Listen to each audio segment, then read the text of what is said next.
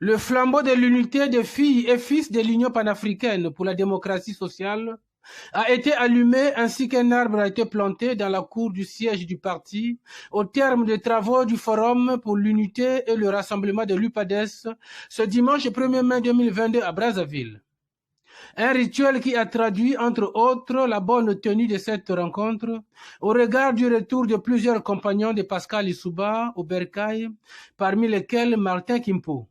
Quelques recommandations ont été formulées, notamment recommandations sur la prise en compte des ambitions électorales des camarades qui viennent de réintégrer les rangs du parti. Recommandations sur l'élargissement du bureau politique et du Conseil national de l'UPADES.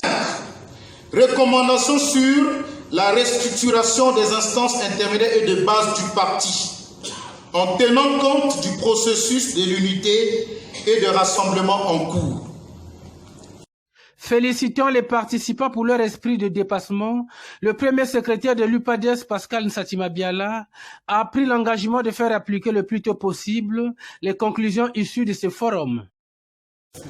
Je vous félicite, mes chers camarades, pour votre esprit de grande camaraderie et de dépassement qui a permis à notre forum d'atterrir en douceur. Croyez-moi, les conclusions auxquelles nous sommes parvenus seront appliquées sans atermoiement et le plus tôt possible.